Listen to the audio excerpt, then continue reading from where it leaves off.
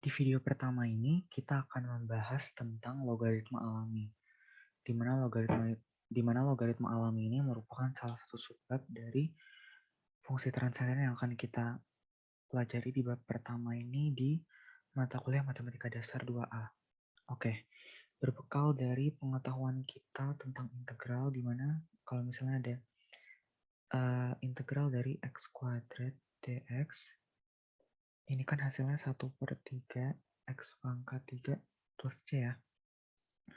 Terus kalau misalnya ada x integral x dx, ini berarti 1/2 x kuadrat plus c. Sekarang kalau misalnya saya punya integral x pangkat 0, berarti 1 ya. Langsung aja saya tulis dx sama dengan x plus c. Jadi ini saya kurangin terus ya. Pangkatnya ini saya kurangin 1, terus dari 2 dikurang 1, jadi 1 dikurang 1 lagi jadi 0 ya. Ini di sini. Jadinya 1 dx. Terus kalau misalnya saya punya lagi integral dari x pangkat min 1 dx atau integral dari 1 per x. Dx ini tuh berapa sih? Ada yang tahu? Nah, sekarang saya kasih tahu definisi dari ln yang ada hubungannya dengan integral 1 per x dx ini. Sebentar, ini saya hapus dulu semuanya ya. Oke. Jadi definisi dari ln ya. Definisi dari ln. Definisi dari ln itu misalnya kita punya ln x sama dengan integral dari 1 sampai x 1 per x dx.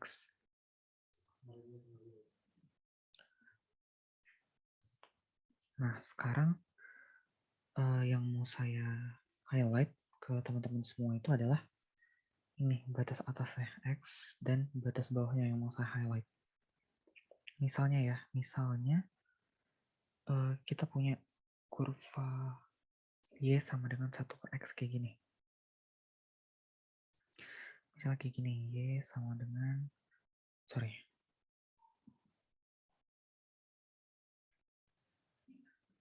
Bentar, dihapus dulu, y sama dengan 1 per x ya. Nah, terus di sini 1.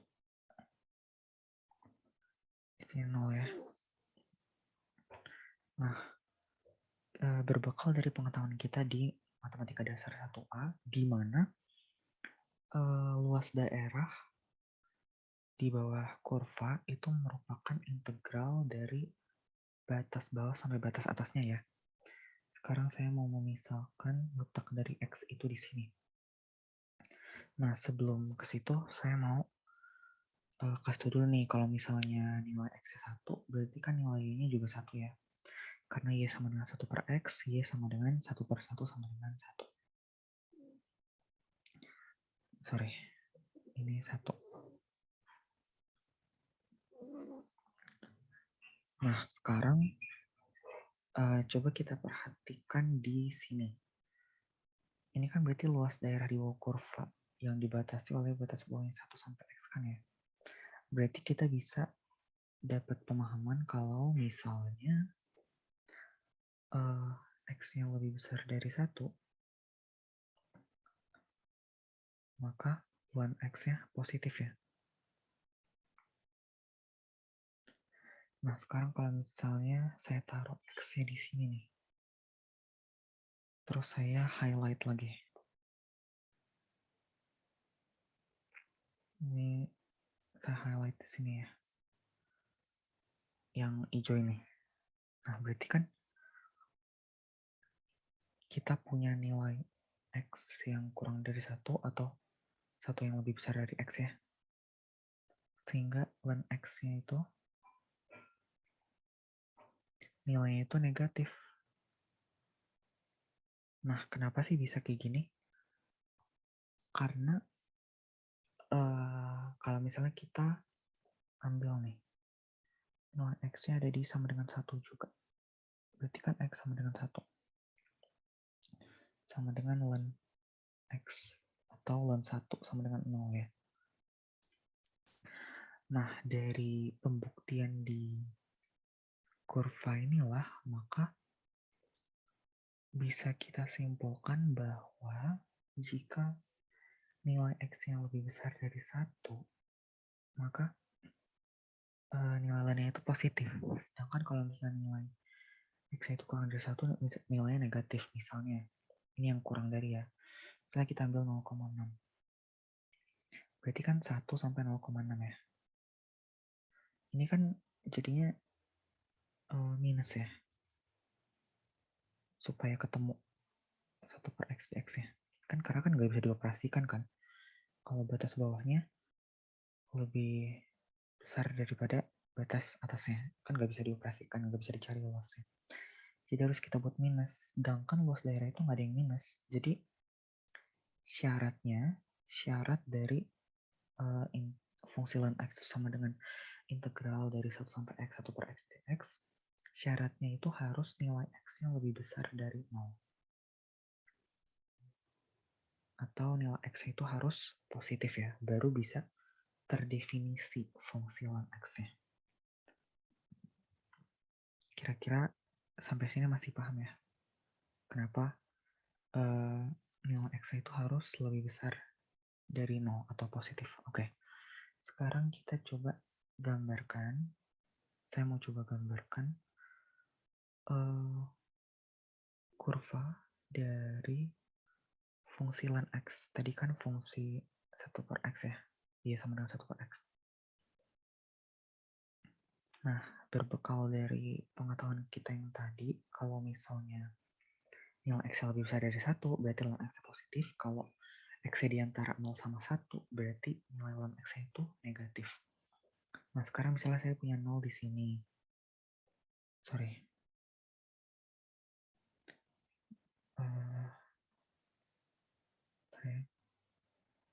Misalnya saya punya 0 di sini.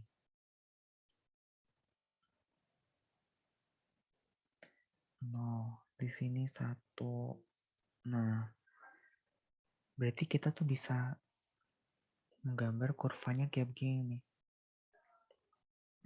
Dimana artinya ini semakin mendekati 0. Nih, misalnya nih, ini kita terusin ke bawah terus ke bawah. Ini kan makin mendekati 0 kan. Nah, kalau semakin mendekati 0, maka nilai fungsi ln-nya semakin menuju tak hingga. Sehingga nilai fungsi ln itu sulit terdefinisi. Jadi sulit atau bahkan nggak bisa didefinisikan nih nilai ln X-nya kalau misalnya nilai X-nya semakin menuju 0. Oleh karena itu, yang saya tuliskan tadi, domainnya itu harus bilangan positif. Nih, ini saya tulis lagi ya, ln X sama dengan integral dari 1 sampai X, super X dx dengan syaratnya X harus positif. Inilah kenapa ln X-nya juga harus positif. Ini alasan utamanya sih sebenarnya. Yang tadi justru alasan pendukungnya ya.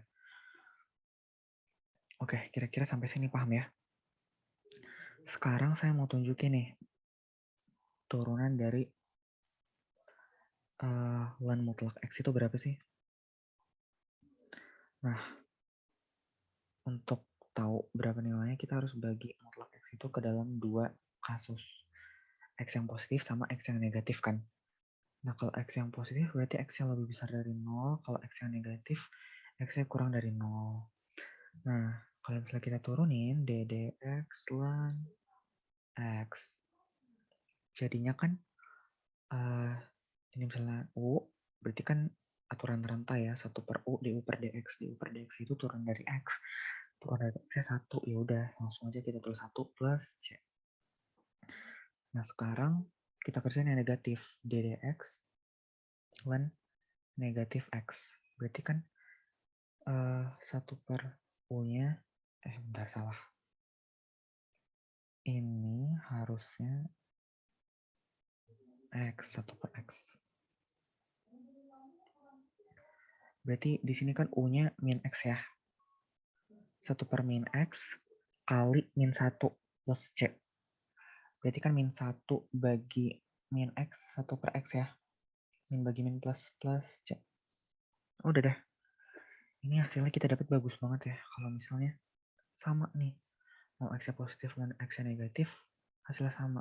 Berarti kita bisa tulis kesimpulannya kalau turunan dari ln X, turunan dari mutlak X, sama dengan 1 per X plus C dengan syarat, apa coba syaratnya? Kalau dari dua hasil ini. Syaratnya berarti kan X-nya tidak boleh sama dengan 0. Beda sama kayak yang tadi ya. Kalau tadi tuh negatif pun nggak boleh. Kalau misalnya yang ini negatif masih boleh. Karena hasilnya nanti positif. Jadi yang penting nggak sama dengan 0 aja X-nya. Gitu ya kalau turunan mutlak X. Kira-kira paham ya sampai sini ya?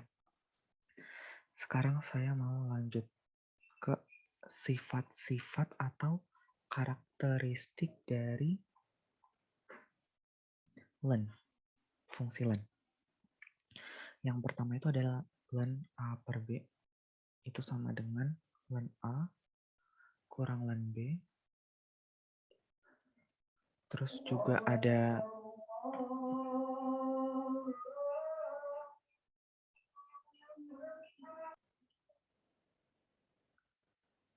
sekarang saya lanjutkan ya sifat-sifat dari len itu ada apa aja.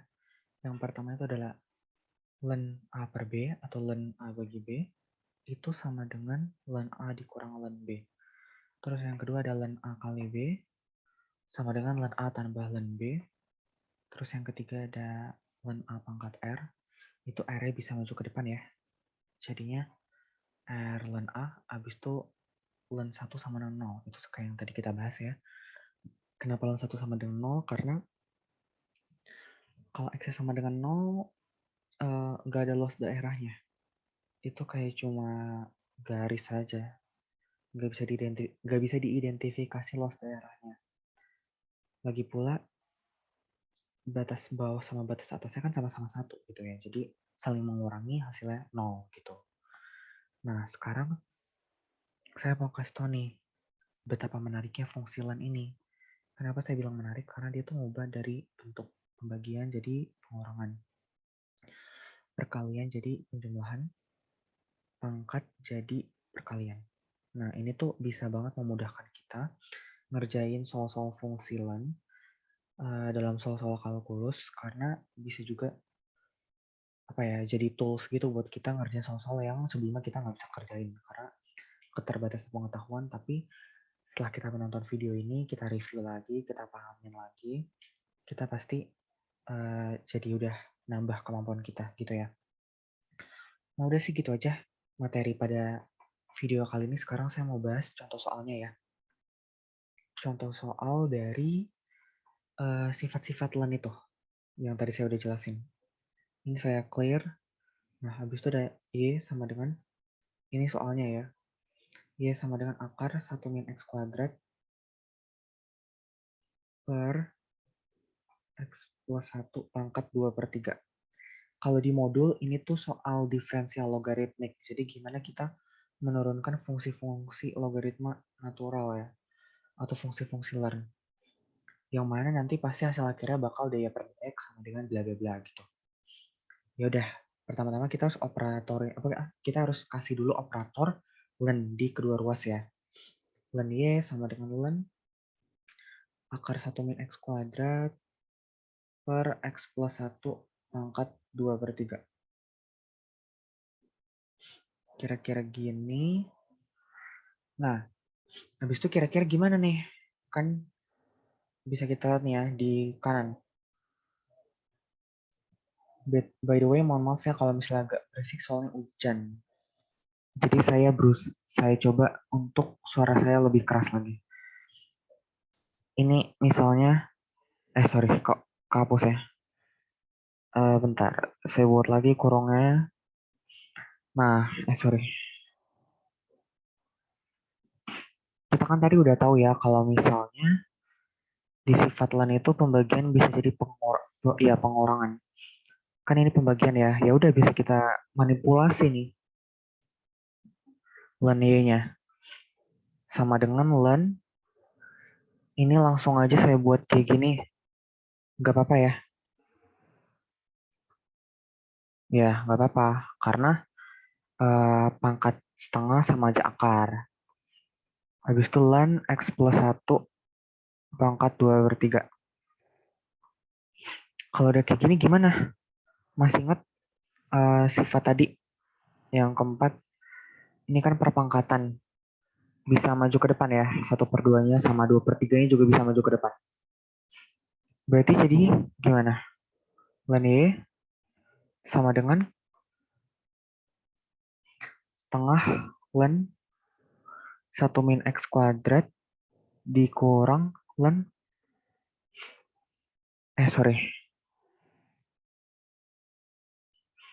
dikurang 2/3 len x plus 1. Nah, kira-kira gini. Udah paham ya? Sekarang coba dicatat dulu atau di screenshot, soalnya saya mau clear semuanya supaya bisa lanjut karena space-nya nggak cukup. Oke, ini saya clear. Nah, tadi len y yang di ruas kiri itu udah bisa kita turunin ya, pakai aturan rantai. Masih ingat kan aturan rantainya? Kalau y diturunin jadinya 1 per y dy per dx sama dengan tadi kan setengah ya yang di sini. Nah, habis itu turunin juga tuh yang tadi len 1 min x kuadrat. Bawahnya kan berarti 1 per u ya. Langsung aja saya tulis di sini. 1 minus u, sorry. 1 minus x kuadrat. Nah, atasnya itu turunan dari 1 minus x kuadrat. Berarti kan min 2x ya. Dikurang 2/3. Bawahnya itu u-nya. X plus 1. Nah, du dx-nya kan berarti turunan dari x plus 1. 1 ya. Nah, ini bisa kita coret kan ya, duanya. Nah, sekarang kita coba samain kedua penyebutnya nih. Yang di ruas kanan kita coba samain penyebutnya. Antara 1 minus x kuadrat sama x plus 1. Kalau kita perhatiin, 1 min x kuadrat itu kan bisa, apa ya, bukan bisa, emang terdiri dari perkalian antara 1 minus x sama 1 plus x. Nah, di kanan itu ada x plus 1, sama aja kan x plus 1 sama 1 plus x. Jadi berarti kita bisa langsung samain penyebutnya. Jadi 1 minus x kuadrat. Ini min x. Nah, habis itu min 2/3. 3-nya dinaikin ke atas aja ya. Dikali sama 1 min x. Ya kan? Karena 1 min x kuadrat bagi 1 plus x atau x plus 1. Nyisain 1 min x aja. Terus nih kali ke dalam ya. 1 per y dy per dx sama dengan min berapa nih? Min 1/3 x ya. Min 2/3. Karena kan ini min x pangkatnya 1. Habis itu min 2/3 x. Sorry, bukan soal pangkat. Min x min x plus 2/3 x. Jadinya min 1/3 x. Habis itu ada 1 min x kuadrat ya. Bawahnya tetap. Nah, sekarang saya mau buat y-nya jadi ke sini nih. Y-nya jadi ke sini. Oke, ini saya clear lagi ya. Kalau mau screenshot, silahkan screenshot aja. Jadinya kan di ruas kirinya itu tinggal dy per dx ya. Sorry, sebentar.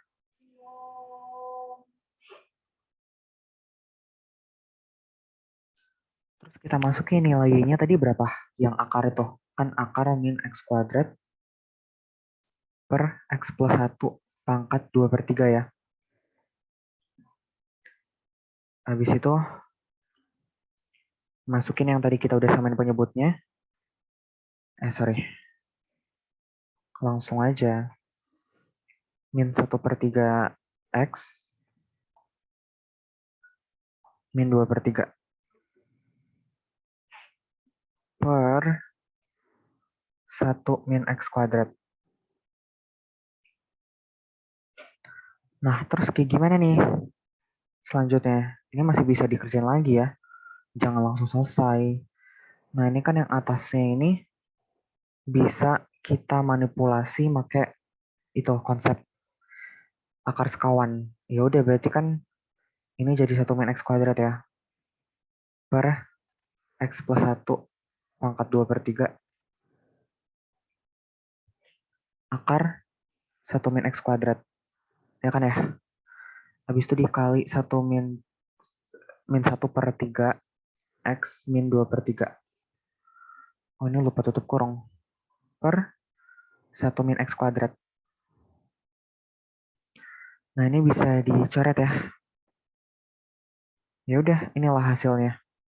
Saya tulis ulang dulu. dy per dx sama dengan min 1/3 X min 2/3 X plus 1 pangkat 2/3 dikali akar 1 min X kuadrat. Udah deh selesai. Inilah hasilnya. Sekian aja latihan soal kali ini. Kita lanjut ke video berikutnya ya. Fungsi transenden part 2 tentang fungsi inverse. Sekian dan terima kasih.